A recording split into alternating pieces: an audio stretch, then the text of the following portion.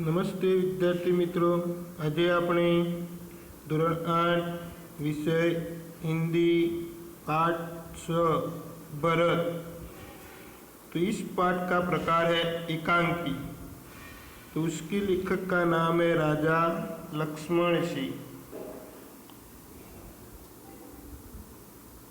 तो विद्यार्थियों આપણે थोड़ी पाठनी प्रस्तावना જોઈએ। 1926 में आगरा में जन्मे राजा लक्ष्मण सिंह हिंदी, संस्कृत, अंग्रेजी, फारसी, बंगला और अरबी भाषा भली भांति जानते थे। कि 1926 में आगरा में राजा लक्ष्मण सिंह जन्म थयो। तेओ हिंदी, संस्कृत, अंग्रेजी, फारसी, बंगाली અને अरबी भाषा जानता था। इनकी अनेक पुस्तकों का अंग्रेजी और हिंदी में अनुवाद हुआ है कि तेमना घણા બધા પુસ્તકોનું અંગ્રેજી અને હિન્દીમાં अनुवाद કરવામાં આવ્યો। कालिदास के अभिज्ञान शाकुंतलम, मेघदूत और रघुवंश के हिंदी अनुवाद पर इन्हें पुरस्कार दिया गया। कालिदास ना अभिज्ञान शाकुंतल, मेघदूत અને રઘુવંશ ने हिंदी अनुवाद માટે એમને પુરસ્કાર આપવામાં આવ્યો। कालिदास द्वारा लिखित मूल नाटक अभिज्ञान शाकुंतलम का हिंदी में अनुवाद राजा लक्ष्मण सिंह ने किया था। प्रस्तुत पाठ उसी नाटक का एक अंश है। ऋषि कण्व के आश्रम में शकुंतला का पुत्र भरत एक सी शावक के साथ खेल रहा है। आश्रम में रहने वाली दो तपस्विनियां बालक को रोकने का प्रयत्न कर रही है। राजा दुष्यंत छुपकर इस मनोहर दृश्य का आनंद ले रहे हैं। बालक के प्रति सहज आकर्षण से वे रोमांचित है। उनसे रहा नहीं गया और वे बालक के पास पहुंच गए, उसे गोद में उठाकर प्यार किया। वे सोचने लगे, काश यह बालक मेरा पुत्र होता। दोनों तपस्विनियों की बातचीत से उन्हें पता चला कि यह बालक उन्हीं का पुत्र है। यह जानकर वे खुशी से झूम उठे। तो विद्यार्थियों, હવે આપણે पाठ्यपुस्तक में आवे જોઈએ।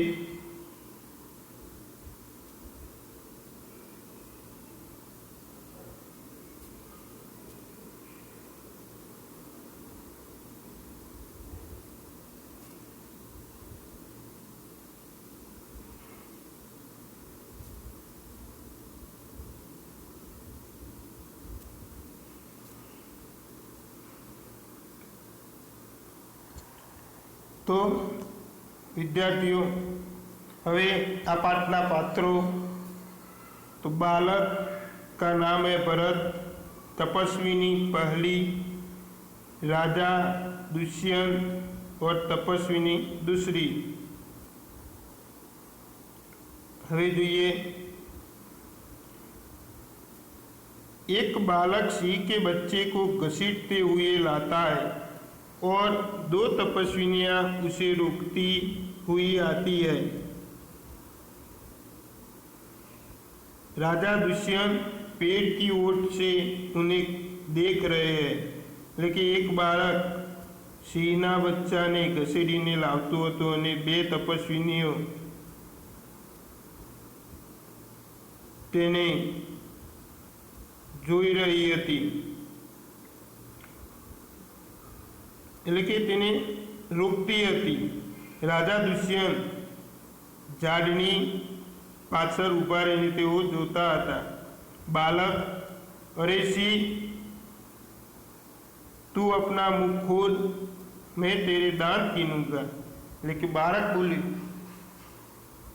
એટલે કે બાળક એટલે કે ભરત, તો કે અરે સિંહ તું તારું મોઢું ખોલ, હું તારા દાંત ગણું। पहली तपस्विनी, ए हठीले बालक, तू वन के इन पशुओं को क्यों सताता है? हम तो इन पशुओं को बाल बच्चों के समान रखती है। तेरा साहस बढ़ता ही जाता है, तेरा नाम ऋषियों ने सर्वदमन रखा है। सो ठीक ही है।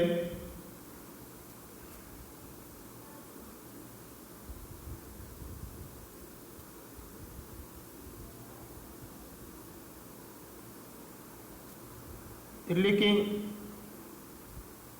આશ્રમમાં શકુંતલાનો પુત્ર ભરત એક સિંહ બા સાથે રમી રહ્યો હતો।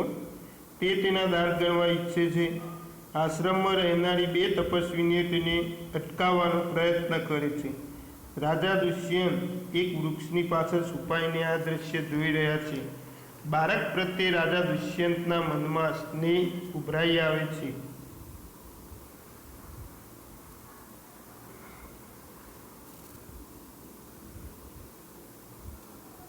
એટલે કે આ હઠીલા બાળકને કહે છે કે આ તો પશુ પક્ષીઓને અમે બાળ બચ્ચાઓની સમાન અમે મોટા કરીએ છીએ, અને તારું આટલું બધું આ સાહસ છે,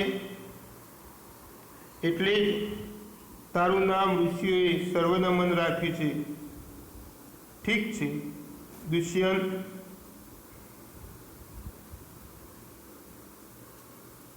उनकी बातें सुनकर स्वयं से लेके તેમની વાતો સાંભળીને પોતે ઓહ क्या कारण है कि मेरा स्नेह इस बालक की ओर उमड़ा जा रहा है? એટલે કે એવું શું કારણ છે કે મારો પ્રેમ સ્નેહ આટલો બધો આ બાળક પ્રત્યે ઉભરાઈ આવે છે। दूसरी तपस्वी ने, जो तू इस बच्चे को छोड़ न देगा तो सिंहनी तुझ पर दौड़ेगी। એટલે કે જો તું આ બાળક તું આ બચ્ચાને નહીં છોડે તો સિંહ तारा ऊपर झड़ाप मारছে।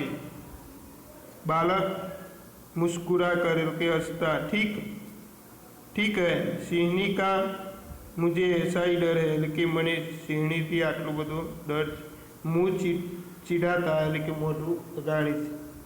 दुष्यंत आश्चर्य साथे, यह बालक अवश्य किसी तेजस्वी वीर का पुत्र है। એટલે કે આ બાળક ખરેખર કોઈ તેજસ્વી વીર પુત્ર છે। એટલે કે તેજસ્વી કોઈ વીરનો પુત્ર છે। इसका मुख अग्नि के समान दमक रहा है। એટલે કે આનું મોઢું આગની માફક ચમકી રહ્યું છે।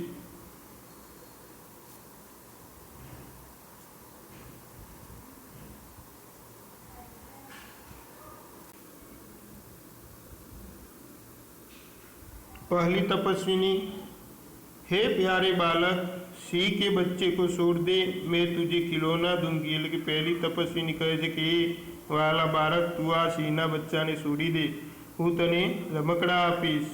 બાળક हाथ पसार करे, એટલે કે હાથ પસાડીને, पहले खिलौना दे दो, लाओ कहाँ है? એટલે કે પહેલા તમે રમકડા આપો, लाओ क्या છે?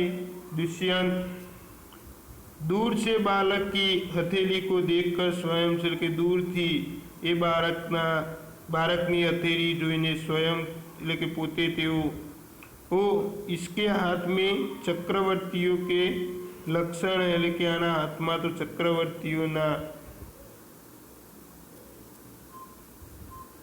લક્ષણો દેખાય છે। ઉંગલીઓ પર कैसा अद्भुत जाल है, એટલે કે આંગળીઓ ઉપર કેટલું બધું અદ્ભુત जाल छपाएली थी, और हथेली की शोभा प्रातः कमल को भी लज्जित कर रही है। એટલે કે हथेलीनी आ शोभा સવારમાં ખીલેલા કમળને પણ લજ્જિત કરે તેવી છે।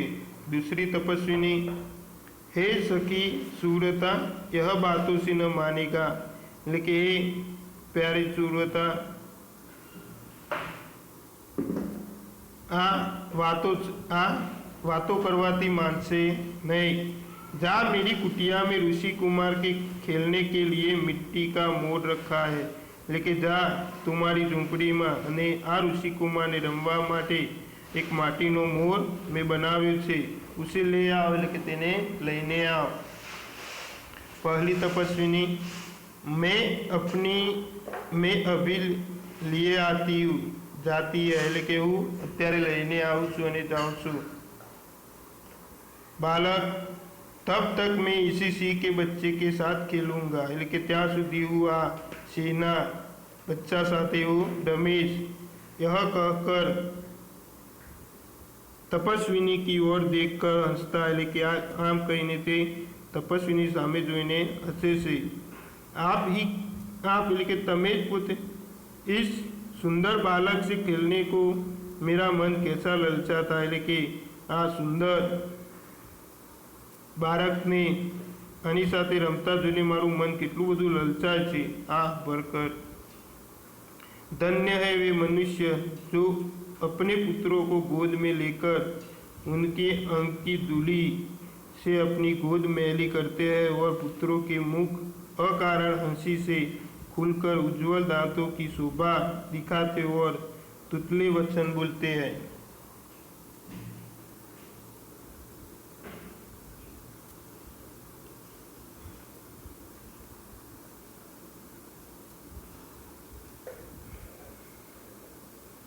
એટલે કે જો પોતાના બાળકોને ગોદમાં લઈને એના અંગો ઉપર ભલે દૂર ચોંટેલી હોય છતાં પણ તેઓ પોતાના ખોરાક મેલા કરે છે અને પુત્રોનું અકારણ કોઈ કારણ વગર જો મોઢું ખુલ્લું અને એના દાંત આવા ઉજ્જવળ દાંતોની શોભા એને પણ શોભા જોઈને પણ તૂટલે વચન એટલે કે અટપટું બોલતા પણ તેઓ જોએ છે। दूसरी तपस्विनी,